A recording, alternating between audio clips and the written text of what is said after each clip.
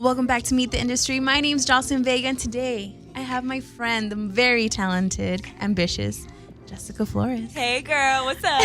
I'm so excited to be here. I'm so excited for you to be here. I've been like your number one fan for the longest time. I love everything you do because of how you do everything. Yeah. I feel like everything you touch, you always do with all of your heart. Yeah. So let's definitely take it from the beginning because there's a lot I want to ask you. Yeah. Tell me, let's talk how you started in this industry because you've been working hard while you were in school. So tell me about that. Yeah. Okay. Well, actually, it all started pretty much in college. I mean, really, because in high school, I was always just kind of known as an athlete. Like my whole life, I was known as an athlete, and I would sing on the weekends with my dad because it was just something that I loved to do. So in high school, that was kind of like my identity was the soccer player. I ended up getting recruited to go to USC to play soccer on the soccer team there my junior year. So if you had told me I'd be where I am now in high school, I'd been like, you are tripping. I'd be playing soccer all 4 years. Like, you know, I always knew I wanted to do entertainment, but I never knew it would come so quickly, so early in college for me. So flash forward, I'm in high school, it's freshman year, and I'm on the soccer field, and I start realizing my heart's not in this anymore. Like, there's so many things I want to explore, and USC has so many things to offer, you know, as a journalist, as if you want to be in entertainment, if you want to be in radio, music, it's just crazy. Like, the sky's the limit there. So I remember just being like, I need to not play soccer anymore. I need to get entertainment. And I was so hungry for it. And I was like, I'd do anything. But I also knew if I told my dad that I wouldn't be doing soccer, he'd be heartbroken because my dad's an athlete. So I had that very hard, conversation with him. And after, playing on the team for one season, I decided to leave. And I just remember like the first day waking up second semester, I went to the gym and I started crying at the gym because I'm like, I'm not an athlete anymore. Like, wow. So you felt kind of like you lost part of your identity. Absolutely. Because again, I was soccer since I was 5. I was always the great soccer player, athlete. Wow. So I remember sitting there being like, does this mean I'm a failure? Like, did I just quit something? Like, and I was trying to figure it all out in my mind. So then, I was like crying. I was like on the elliptical, I remember, and I like had to leave the gym because I was like, this is crazy. So I go back to my dorm room freshman year and I'm like, you know what, screw all this. I have to prove to my dad and prove to myself that I'm so much more than just an athlete and I have so much more to offer. So I hopped online, I made my resume. I literally signed up for like 10 different clubs and like I applied to like a billion different internships. I reached out to some of my favorite media personalities and I was like, I would love to like chop it up with you, including Jay Cruz from Power 106 and a reporter, an immigration reporter, Julio Cesar from Univision, Univision. So that's just kind of how the transition happened, but it was difficult. A lot of nights crying, a lot of just trying to figure it all out, Well, how did your dad take it since you said like he would have taken it hard? Like, how did that go down? Oh, horribly. I mean, he like pretty much disowned me, I would say, for the first 3 months of college because he was like, you're just going to go party and, you're going to become a party animal. You don't have any more structure in your life. Like, you failed. Like, essentially in his mind, I failed, which kind of makes sense. I get it because I didn't do all 4 years like I had planned to do, but at the end of the day, I think in life you have to realize that sometimes, maybe something that you loved at one point, you change as a human and it doesn't make you any less of a person wanting to switch that at all. Like you start discovering things about yourself as you go along, as you experience things. Some things are for you, some things aren't for you. And then you start realizing like, all right, I don't want to play professional soccer. I want to do this with my life. I also want to I also want to take advantage of the resources that I have. Why not? Do it. Just go for it, as scary as it is, So then you also entered at Ski TV, and Power 106. Yes. So I feel like you were there, you dedicated a lot of your life to Power for a while. Yes. Tell me about that. Yeah. Well, so leading up to Power, I was here at this building. This was my freshman year. I had gotten this internship. And I was at Power a lot. When I ended up getting that job with Jay Cruz was a good friend of mine for a while because I had reached out to him. I remember I was like in science class. It was in the universe my freshman year. And I remember I was like, I'm going to DM. I'm going to DM Cruz on Twitter. I slid in Cruz's DMs and I was like, Cruz, hi, I'm a huge radio fan. I, hopefully one day would love to, be involved in radio and, talk on the radio as great as you do. And, if you had any advice or if you wanted to hop on the phone, if not, I totally understand. I'm still a fan. I wanted to be very graceful about it.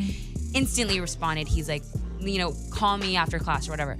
Wow. So I called him and we hit it off over the phone. He's like, come up to the studio. So I came up to the studio and we vibed and we got along super well. So he would often invite me to come up and just add vibe to the room.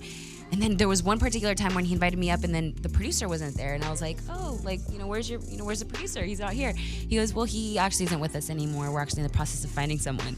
So then I went home and I was like, I'm gonna get this job. So I hopped on my laptop and I typed up like 10 pages as to why I should be good. Ideas, content, things they can interview people with, like what their demo is, like different stuff that I've learned in classes. I'd like pull the information, be like, this is how you can strategize marketing and this is how you can target those people, blah, blah. Like, wow. I don't know. I just like sat there like all night. I'm like, I'm gonna get this job. So it's like literally so scary because again, how's he gonna take me seriously? You know, who knows? But I sent him that email and I was like, Cruz, here's an email, check your, inbox and let me know what you think. And I was like literally heart pounding because he didn't respond for hours.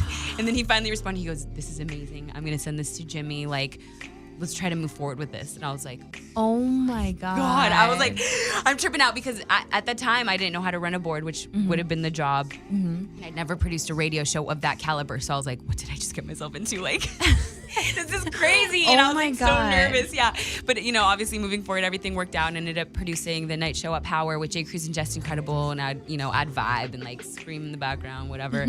So, I'd sit there and I'd do notes and prep for the show and try to see what's hot, try to give them interview questions. And then during the show, obviously run the technical side of it, which was such a crazy learning experience on the whole spectrum. Yeah. I mean, you do radio, so you know what it's like. It's a mess. It's scary. It's really scary, especially when it's live. That is really, really scary. Gosh. It's exactly. I'm like anxiety. I know, so 100. Much anxiety. Because, again, I had never run a board before. So, girl, you should have heard how crazy it sounded when I first got there. I was like, I don't know what button to press next. I don't know when the commercials is. I don't know like what a bed even means. Like I was like kind of tripping, obviously, but everything learns. And by the end, as the time progressed, I just became very swift at it. And then obviously worked at the morning show, which was a little bit difficult because I had to get up very early. Yeah. But it was all such a great experience there overall, So you were really committed to the show.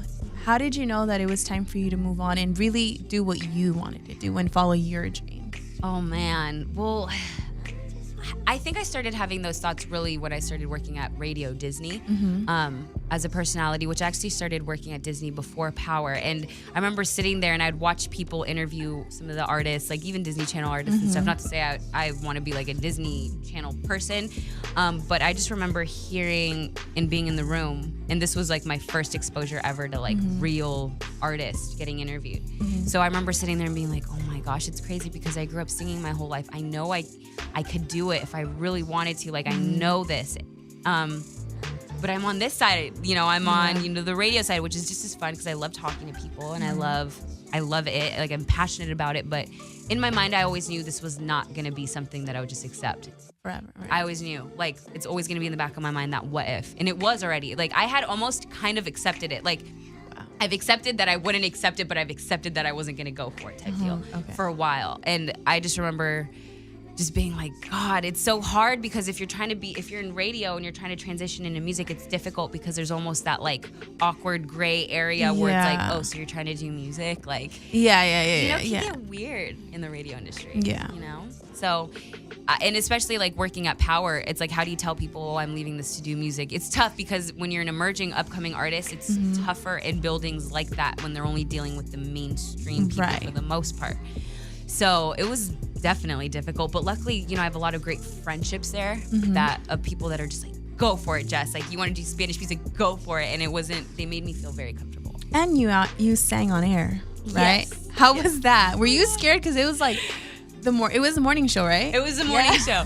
By this time, I had already put in my 2 weeks notice, and everybody understood why I was leaving, and they were very understanding of it. Cruz was very understanding of it. It was the hardest thing to tell him, by the way, that I was leaving. Like, I literally... How was that? Oh my gosh, so difficult to sit there and be like, I'm not gonna be here anymore, and I'm gonna go do music. And like, it was so... I was actually in this building when I called him. Oh, I called him when I was at Dash, and I was with Tony. I'm like, it's time. And I had been contemplating it for months and months, but I was too much of a chicken. I just couldn't let it go. I couldn't let Power go. I was like, this is my safety net. I'm at Power. This is huge. People would kill to be here. And then like, slowly but surely, my mind was like playing games with me. And it was like, you need to leave. You need to establish yourself as an artist, and you need to start focusing your time and energy there instead of waking up every morning at 4 and draining yourself and going to school all day. And like, it was, Yeah, it was But tough. you know what? It's so good that you really figured everything out so young. Because, like, you know what I mean? Like, you still have so much time to really focus on you and, you know, being an artist. And I would see you late nights at studios and going to school. You've always been so disciplined. Is that something, like, your family, like, taught you? Oh my gosh, yes. I know your dad, like, my dad is psycho. First off, we'll start there, and I say that with the most love ever. My dad is a psychopath. Growing up, like, my dad was an athlete, so like he would run 100-mile races every weekend. He has records across the world. He wakes up every morning at 1, okay, ladies and gentlemen, 1 a.m. Wow. to go run. Like, my little brother's 13, and he's already like trained to bike 100 miles. Like my 13-year-old brother. On the weekend, on a Sunday fun day, it's let's go all bike 100 miles as a family. God. So yes, my dad is psycho, and he's always very, very much put into all of our minds that if you're not working hard, sin trabajo, nothing's gonna happen. Nada pasar para ti. So he has always, since I was again young, has had me in chinga, as he likes to say, like in the Mexican terrain, like biking like miles and miles and miles in the sun. And I remember going up like 5-mile inclines and just like not being able to get off my bike, and my dad saying, if you get off that bike, like vas a ver, like you push and push, and like it was like pedal after pedal after pedal. And I actually wrote my essay on that to get into USC, because I remember it was like such a moment. Like my brother fainted when we got to like the top of the hill sometimes, and like wow, it was like physically. My dad's mentality is like, if you don't torture your body, like you won't be shit. I like that. I mean, yes, it's very like, but it's a little aggressive. But you know, to say the least. Yes, to say the very least. But yeah, my dad, again, he doesn't believe in lazy. He doesn't believe in not being disciplined. My dad's never taken a sip of alcohol his whole life. He's such a disciplined human. It's insane. Like he puts me and everybody around him to shame. Like, that's crazy. But that's why you're, you know, where you're at. That's so amazing. Thank you so much. So so I know he's like super supportive when it comes to, you know, being an athlete, but what about you guys, you wanting to sing and, you know, venture into your passion? Right. You know, my dad has always been supportive of like whatever I wanted to do, minus when I left sports. That was like his heartbreak, because I have 2 older brothers. None of them were athletic like that. None of them went to college and got recruited or anything like that. They're more so like bookworms, which is fine, which is great, you know. But the doctor, I was no big like deal. Exactly. But I was definitely like the boy. Like I was the tomboy, yes, I'm gonna be an athlete and stuff like that. So that he wasn't supportive of. Okay. But anything else I want to do, he's like, yes, mija, I'll back you up in whatever I can do, whatever resources you need, I'll help you in whatever way. So. And then when you were younger, you used to sing mariachi with your family. Is that true? Oh yeah, yes. Let's talk about that. Yes. Since I was younger, like I mean, even like in 2nd grade, I remember I sang "Dreaming of You." I didn't sing mariachi for that talent show, because I went to a very like predominantly like white school, very Caucasian. Like, So exactly. So I sang like one of the biggest English songs Selena had, which is But it was still Selena. Yes, but it was still Selena, you know. But I grew up on Selena. Like I watched Selena probably over 365 times. Wow. Like for a whole year, I'm pretty sure I watched it every single day. I'd make my mom put it on. But yes, she definitely was a big influence on me, and obviously the music that my dad listens to, very regional Mexican music. Vicente Fernandez, Rocío Dúrcal. My mom's Colombian, so Sonora Dinamita. Like those were all. I would go to like little karaoke bars, and like if I didn't have a tournament that day, I'd be like, let's go, and I'd sing and I'd do competitions and stuff. And you were never like nervous and stuff? I mean, maybe the first time, but I've always been kind of like, I'm good. Like it'll be fine. Yes, the moment right before you're about to go on stage, like you get nervous. Just like right before an interview, you get nervous. Yeah. But the minute you turn on those mics, or the minute you know you're about to go live on something, and everything just kind of settles down. It's just like natural at that point. So even now, because I saw you were singing at a couple places, you still don't get nervous, or how do you prepare before you go on stage? I definitely do get nervous. If anything, I probably get more nervous now than I did when I was younger, because when you're younger, you kind of just don't care much. You're just like young, and you know, you have like nothing to lose. And I would walk around and sing to people as they ate their burritos and stuff. Classic. Classic. But you know, I still of course get nervous. If anything, I don't get nervous about the singing aspect. I more so get nervous about the lyrics. Okay. I like have a really bad memory. I'm gonna go ahead and put that out there. Like my memory is shit for some reason. Really? Yeah. Like, how did you go through college? I know. Literally, I think I've had to work harder than everybody else. Porque, like, I don't know. Like I know. I forget everything too. I forget. So I think if anything, that's the only thing that goes through my mind is like, just remember the lyrics and you'll be freaking good. But other than that, like, soy bien aventada. Like I'll sing to people, I'll call people out. Like, I love it, like, so much. So kind of like, yeah, I love that because I feel like that's how you really connect with, you know, your audience. You Absolutely. entertain them. Yes. So tell me about Waves. Oh my God. Waves. Okay, Waves was actually recorded like almost a year and a half ago. Oh wow. It was one of my older songs. One of the first songs that I ever recorded. I think one of the first within the first 4. And mind you, that's not a lot considering like how many you record as an artist and how many little you actually release. And I have been waiting to like release music because when I made that, I was still full-fledged in radio, and I was like, I don't know.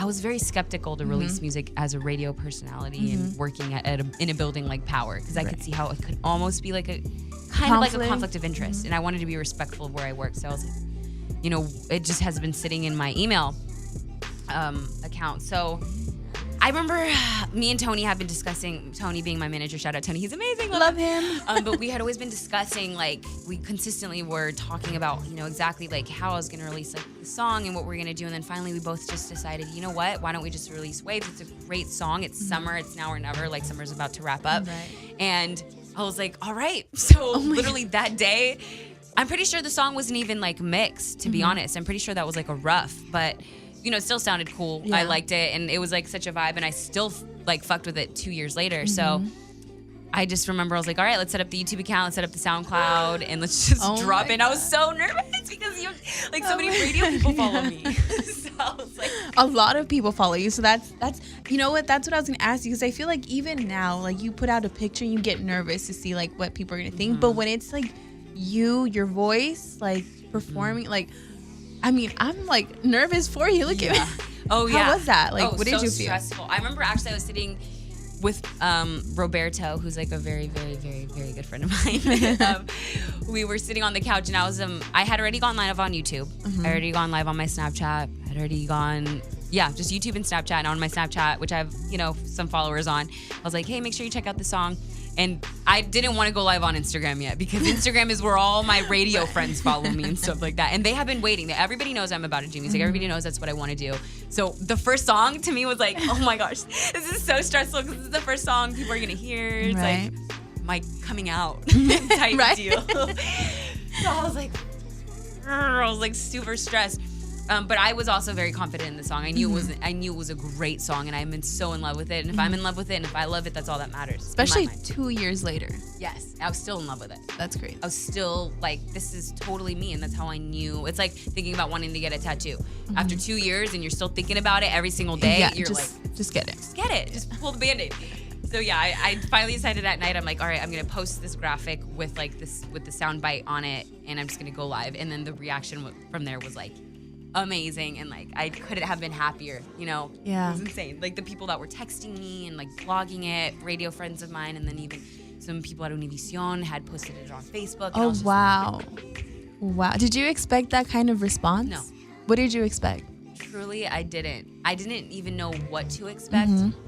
I am very optimistic, and I love seeing the best in every situation. But for this, I was like, you know what? If it doesn't go and it doesn't do this crazy reaction, be okay with it. Yeah, exactly. If there's not like a tidal wave that happens after this, just be okay with it. And like, you know, everybody starts somewhere, but I'm at a great place to start regardless. So I put it out, and again, I just got so much love, like across all social media platforms.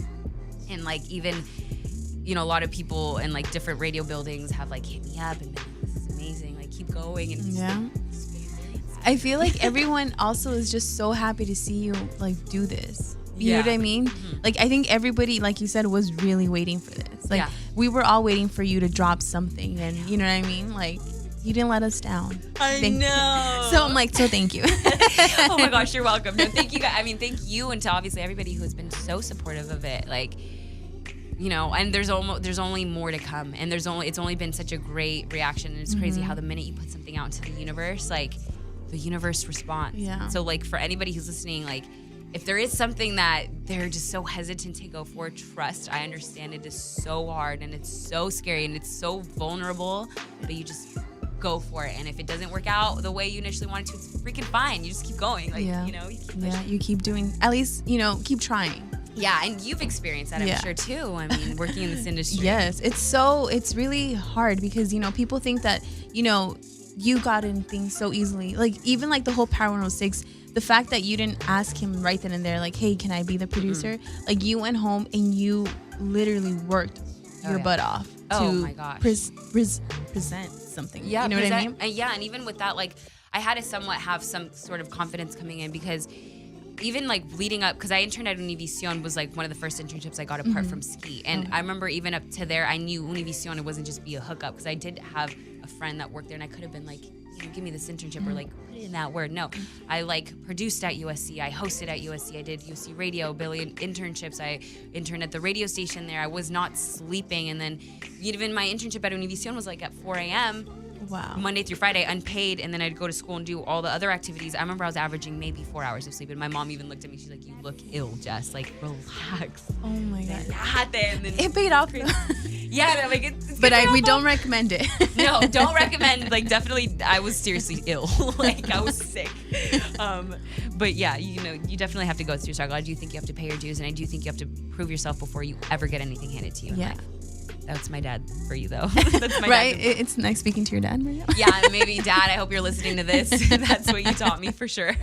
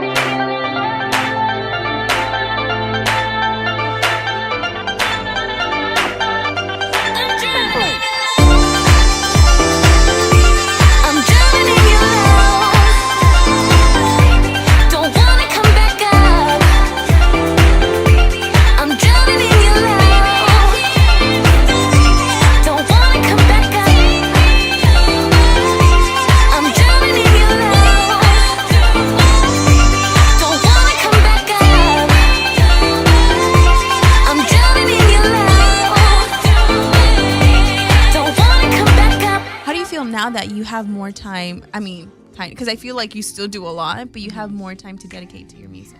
It's amazing.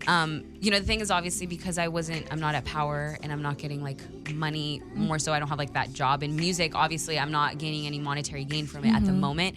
Luckily, I'm actually also working at Musically. I'm head of the Latin department there, which is amazing. Wow. Yeah, so head of Latin partnerships, which is amazing for me because I'm in contact constantly with like record labels in Spain and Argentina, and I'm launching campaigns for them on the app, which is amazing. And I'm like low key on the phone with them, like, listen, you need to sign me. Little do you know do you know you're talking to me and I'm helping you're launch like your singing artist to campaign? them. You're like, hello. Hello, this is Musically. No, definitely not. I have obviously keep it 100% professional, but I'm like, one day in my mind, I'm like, one day, I'm not going to just be this random voice that's helping, partnering with you, with your artist in Musically and stuff, and we're working out deals. Like, one day, you are going to sign me. So that's kind of, so luckily, you know, I have a great, you know, I'm able to work and have like a job that's in corporate, and I'm, you know, doing very creative stuff with Musically, and it's a small team, so I'm very involved, and I call a lot of the shots, which is amazing for me. That's so crazy. That's amazing. So I get to learn so much about how the business works, how launching campaigns work, even on the back end. So as an artist, I know what to expect, what my team is going to be doing, how they should be acting towards, you know, partnering with people, which is amazing because I'm on this end now. And then I'm only there part-time, so I can dedicate full-time to doing the music and producing content for myself and stuff like that, which is so fun. So tell me, I want to know, because I feel like the creative process, like when you're making your music, is so intimate. Like, let us in there. Like, what do you do? Like, how do you write? Like, what's the vibe? Like, tell me. Yeah, so like I know a lot of artists have different ways that they like to go about writing. I mean, I know Chris Brown loves having like this party, and he loves having like a lot of people in there, and like that's his vibe. Drake likes having just him and his producer and his team.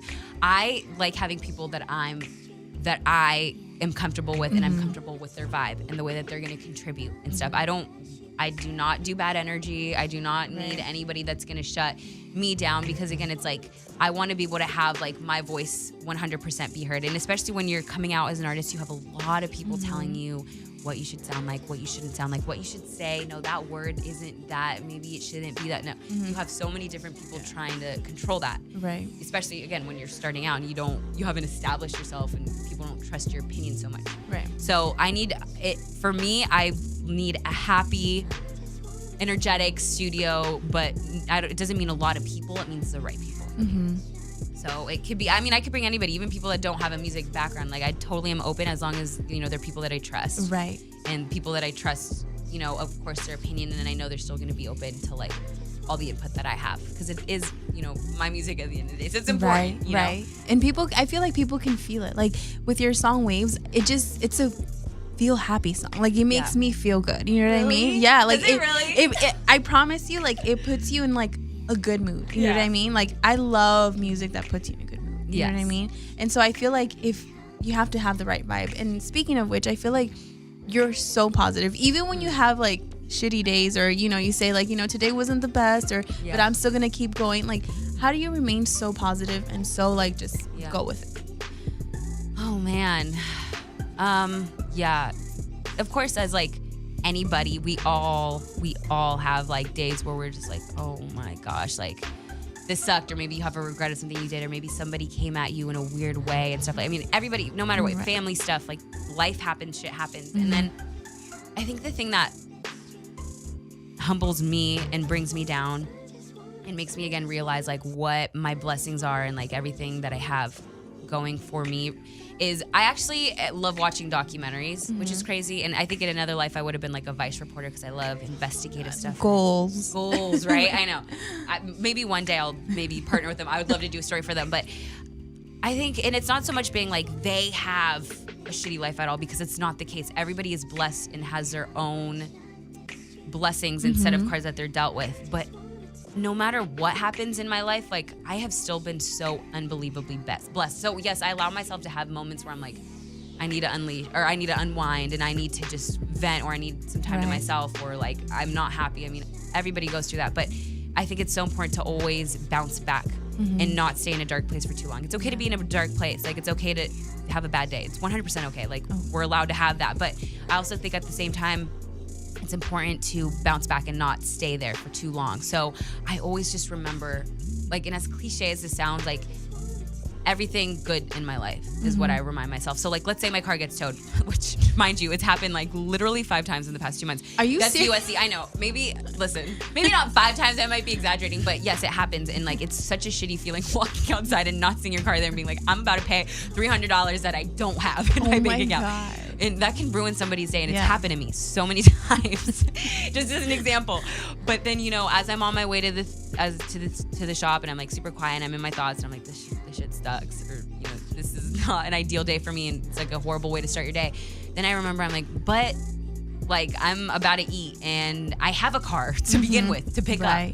I'm not having to take the metro, or not that that's like a horrible thing. That's a great thing that you even have that. But what I'm saying is, like, you know, no matter what it is, you always have something else that is there for you. You know, I have a great family, and like I am going to go to work from here, and I'm blessed to even have a job. And you just remind yourself of, like, even the smallest things that you don't even remember you have to begin with.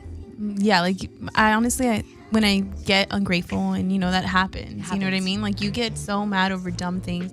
I remember even things like, well, at least I can see. You know what I mean? At least my finger. Like, we forget about that stuff, but some people can't see. You know what I mean? Some people can't hear. Absolutely. And, you know, especially us that we love music. Yeah. Imagine how devastating that would be. Oh, 100%. It's everything that we even have, like, the fact that you can walk, if you can walk. Yeah. Like, I know, again, it sounds so just like, okay, we get it, but no, but it's true. It's true. Because like this, I just snapped my fingers, but like that, like it could be taken away. You know what I mean? It's so real. But like on a lighter note, let's talk about your new single that you're going to be releasing. Oh my gosh. So exciting. Just Love. Yes. So let's talk about that. Yeah. What does it mean? What does the title mean? Like, yeah. Okay, this song is totally not going to be like the up-diddy up waves. This one was actually, again, I made this a while ago, but I still love it, and I trust my ear a lot. Like, I know what music I like and what music I don't like, and this is something that I love. And I don't want to say like a Drake Janae vibe, because everybody says that. It's definitely a lot more somber though, and you hear like a lot of, it's very like, you hear a lot of strings and a lot of bass, and it's very, but it's so, how do I explain it? It's a very powerful sound. Like, when you play it, it's going to be very powerful. Okay.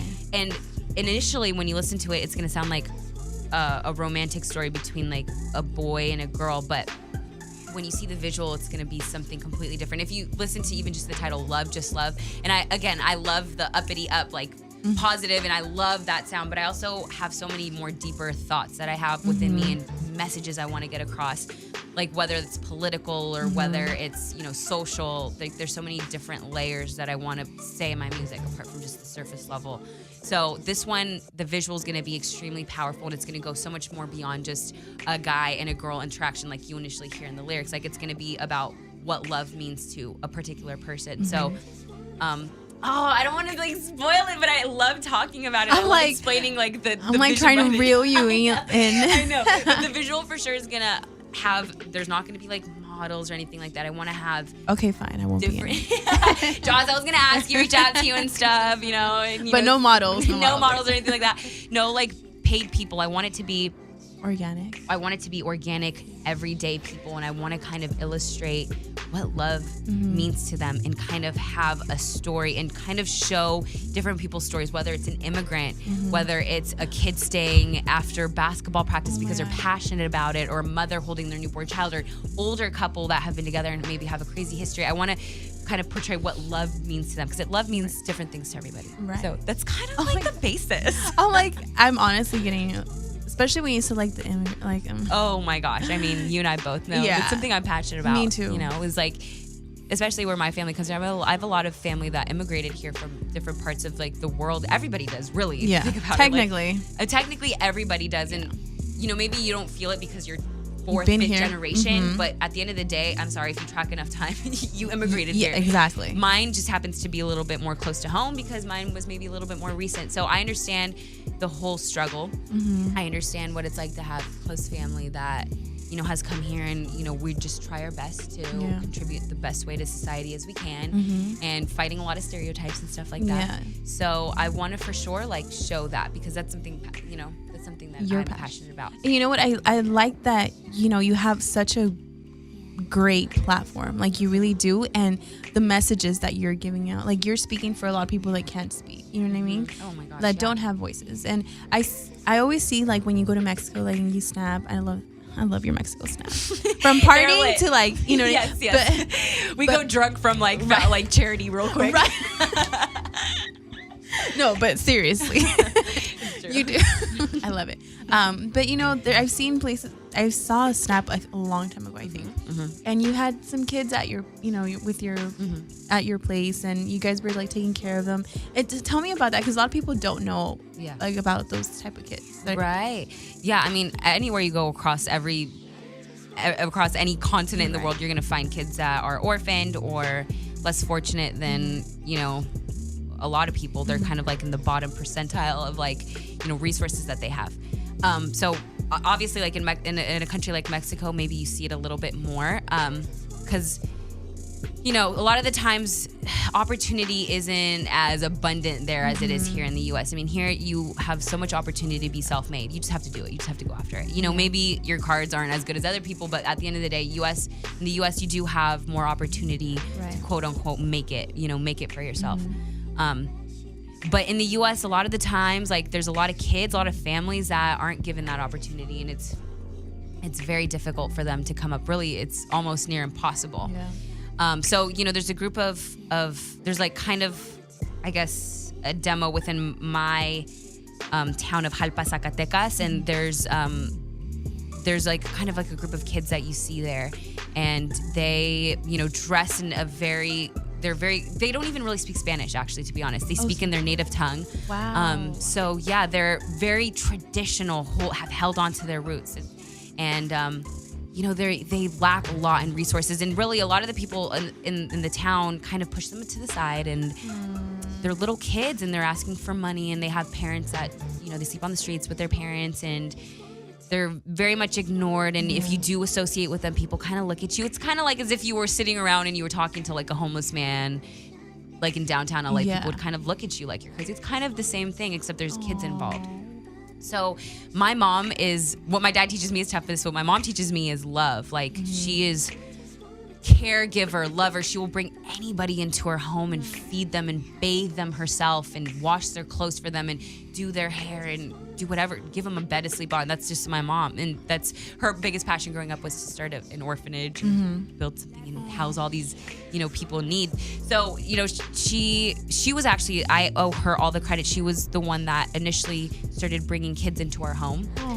She'd pick them off the streets if she saw them at night. She'd go out at night and pick them off the streets and bring them into our house and sit them down on our couch and put on some cartoons in Spanish, give them some food, bathe them. Like she'd take them into our shower, and I would help shampoo, and like, we'd take off their clothes and give them some of our clothes to put on, like some like long shirts and stuff that like my dad has, and we'd wash their clothes for them and just talk to them as best as we could and give them some food to eat. And it's crazy because a lot of the times there's like 18-year-old girls who are taking care of like 5 kids that they already have, and like they have no resources, no shoes on the kids, and we'll go out and buy them. Like, as my dad luckily has worked so hard that he has the resources to give them whatever that they need. So I'd take them, I'd carry them myself, and like, again, people stare because you can tell who they are because they, again, dress very traditional, long skirts, colorful colors.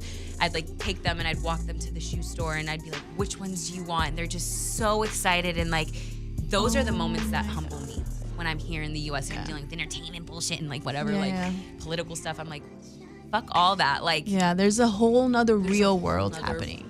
Exactly. There's a whole nother real world happening out there of people that are just, you know what? They might even be happier than I am, and I'm happy. But, they have, again, like I like to say, like, they have riches that are the most important. They are happy. They're smiling. Maybe they're not eating every single, they're not eating at all the times they want to. Maybe they don't have shoes on their feet, but they're happy. They're happy with what they have. That's so crazy, right? It's so crazy how that works, right? Yeah, and we're mad because we didn't get the newest, like, Jordans or something. Exactly. And we're mad because we didn't have breakfast this morning. Yeah. Or, like, we didn't have our Starbucks this morning. Exactly. Or we're stuck in traffic, which I get. I snap all the time, like, in traffic and stuff, which is more so for, like, a funny thing. And you get frustrated, obviously, with, like, traffic. I get it. But, like, again, there's, like, a whole nother world. And, again, I think there's, like, levels. They can't even imagine the world that we live in. They can't even imagine this radio room we're sitting in. Right. Like, to them, all they know is the streets, begging for money, and I'm like, I know a little about that. No, I'm just kidding. Yeah. I've experienced it. No, it's crazy though. So like, whenever I go to Mexico, they always come to our house. They know when we're there. They'll come in. They already know they'll get a meal there, and my mom will welcome all of them, and she'll give them a bed to sleep on if they need it. And so I know you want to start a foundation. Oh my gosh, you are so good. It's crazy. You're so good. Okay, yes. Tell me, what is this foundation? Yes. And what's your vision for it? Yes. Well, it's basically I want to start a foundation, and it's inspired from my mom, because this was my mom's dream growing up. And I want to just kind of very similar to what Shakira does. She has a foundation called Pies Descalzos, and she helps a lot of kids in Colombia, and she gives them education is kind of her focus. I want my focus to be helping out orphans that need it, that don't have a place, that are living on the streets, give them food and love, like just a lot of love, and give them a place to sleep in. And more so, I think it's important to teach them, kind of like Shakira, what it takes to actually survive without the orphanages that I want to start, and the facilities that I want to build. I want them to be able to graduate and give them the skills that they need to be good on their own, which is so important. That's what my dad would do with these kids in Mexico, is he would teach them, if you buy a pack of gum and you sell each gum for $1, you will make this profit. And he kind of had like this workshop with them. So my dad would give them, he would invest, like buy them like 10 packs of like the chicles, and then he's like, these are for you. So this is what I'm giving you. You can keep it, start your business, sell each one for $1, go back, buy more, and then you can start making a profit from it. So I want to be able to like teach kids like that around the world, stuff like that. So I want to call it the Garden Foundation. And the reason why it's the Garden is because my last name is Flores. Oh, it's so cute. So, so cute. I like Yeah, exactly. So it's going to be the Garden Foundation. And I plan on I already reserved like the Instagram page like that. So I've done the bare minimum, but I think until I get my own resources, I don't have the money to start it. It takes money. It takes a whole team. I think the more I grow as an artist and within the money that I'm making, and I start saving, I want obviously to grow that. And then I want to have a voice to do that. Like honestly, that's like the biggest thing, is I love performing and I want to go on tours and I want to touch people with music, but it's more so like the voice that you're given with that and what you do with it. Because again, fame doesn't bring happiness, and I know that, but it's what you do with that fame. Does what you do with your voice fulfill you? Is it just about like self-promotion, or is it about spreading like a better message? And I think if you can have that, you'll be happy. It's just so crazy, because I was literally just talking about this on Twitter like a couple days ago, and Love your Twitter, by the way. Everybody, you should go follow you. Whoever anybody's listening, go follow her. She has the best tweets. Thank you very much. I stay liking that shit and retweeting. Right, me too. On yours, like retweet. But then I look creepy because I go back. I'm like, I haven't been on for a while. Let me see. Yeah. But I think I was saying that once you do something for a bigger purpose other than yourself, it becomes easier. So I feel like you're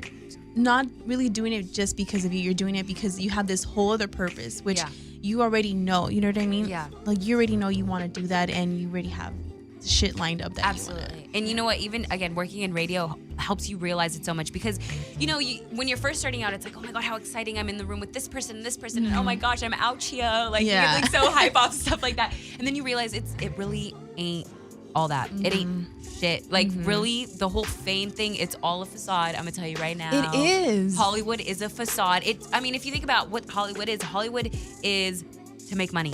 What makes money? Advertising. What makes money is selling things, selling dreams, selling vision, selling somebody, or like who they are as a brand, as a brand. Like for example, to call like who's one of the biggest stars, like Britney or Katie, like whatever they put their name on, they're making money. That is the whole purpose. So like.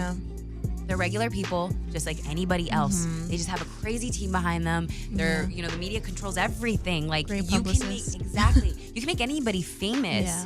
I mean, obviously they have to. That person has to work very hard to get into the right people's hands, obviously. But if a media company wanted to make somebody famous, they could. Like it's just about who controls the media outlets and who is getting radio plays and stuff like that. It's all crazy. It's a business. It's a business. It's a big business. Exactly. That's what it is. So the minute I realized that, and the minute I realized like it's not even going to bring me happiness, it's like you need to realize what your bigger purpose is beside yourself, because even money doesn't bring happiness. Money brings freedom. Freedom can give you happiness, but at the end of the day, if you have one pair of shoes, you're gonna want two. When you want two, you're gonna want five. Five isn't gonna be enough, and then you're just want the best thing. As a human, it's human nature to want more and more and more and more and more and more. That's why even the richest people are like, I need more, and you're just like, what the fuck? You have like millions of dollars. Like I'd kill to have millions of dollars. I'd kill for 100 right now. No. I know exactly. I'd kill for a $20 bill right now. Let's be fucking real. But then there's people that are like, I'd kill for a $1 bill. It's just human nature is just you always want more. Yes, it's true. It's like that one thing that I don't know. I think it's a meme that like this guy looks at this other guy that has like a bummy car, and the bummy car looks at this guy that has like a nicer car, like, and everyone wants what the other person exactly. has, And the person on the metro is looking at that bummy car like, I'd kill to have that freedom. Yes. Isn't it crazy? Yeah. It's crazy how that works. So like the minute you can realize that and just, understand like what really brings happiness and what really fulfills you, then I think maybe that's why like I can maintain happiness. Because even like, again, okay, yes, I lost $300 getting towed, but I'm cool. Yeah. Like, it burns. Like, my paycheck, my bank account is fucking crying right now, but it's cool. I know you struggle to get there. You're like, yeah, I'm so happy. I just worked like a couple $100. It's fine. It's cool. Just go sell some blood. It's okay. It's fine. I'm gonna go sell my soul. It's fine. I'm just joking. Literally joking, everybody. Everybody chill. All right, so let's talk. What's gonna happen with your music? What do you have for us in store? Yes. Well, I have like a lot of music that I've made that I still love. That I'm like, all right, am I gonna release this? Am I now? But now that I've released one, it's gonna be easier to release more. I'm gonna tell you that much. I'm gonna tell you that much. It was the first one that was like, oh my god, this is stressful. Like all my, all my industry friends, all my home friends, all my family, they're gonna hear this. Like holy shit. But again, like nothing but the best reaction. I'm so happy. And so, are you gonna, how you released Waves for, summertime? Are you doing it like that? Like, songs that you would listen to in a certain, Yeah, I think it's important. I don't think releasing Waves while everybody's trying to listen, like, oh, Christmas tree, right? Oh, Christmas, and I'm over here like, wave after wave. Like, I'm sorry, nobody's gonna want to listen. It's not the vibes. I think every season has vibes, and I want to be able to like give them that vibe. So I think Love Just Love is definitely more of like an end of the year, maybe, I want to release it within like the next month and a half when summer has definitely died down and people are kind of more getting into fall, getting into their grind again, into that, routine, whether it's school or whatever, where everything is just not as like type. I'm like, what song is that? That sounds like El Sonidito. I know, right? Lucky. Beep, beep, beep, beep, beep, beep. I love that. Oh my god, great times at a quinceañera en bodas. But yeah, no, definitely probably release it a little bit later when the vibes have, at least they're just a little more chiller vibes. Because again, the song is a lot more chill, but I'm so excited for it. Oh my gosh. And we can't wait. So where can people find your music and what your social media? Yes. You can follow me on, it's really easy, Yo Jessica Flores off everything. Yo being like, yo Jessica, and then yo Jessica Flores. Yo Jessica Flores. Just depending on like how you want to read it. If you're a Spanish speaking person, you're gonna say yo Jessica Flores or yo Jessica Flores. It goes both ways. And then on SoundCloud, Jessica Flores, you can type in Waves. You can hear it. You can hear the vibes. Hopefully you like how. Well, thank you so much. On that note, thank you so much for being here. I love you so much. Oh my gosh, I'm so happy. Like when you hit me up, I'm like, yes, girl, yes, I'm coming. And I was like, I need to. I don't know why, I didn't just text you. I don't know why. What did you email me? No, I Snapchat. She slid right in my Snapchat DM like she don't got my phone number. Right? She's like, don't you have my number? I was like, yeah. I sure do. You got my social security number. You got everything. You could really hit me up on everything. All right. Thank you so much for being here. This is Dash Radio. Meet the Industry.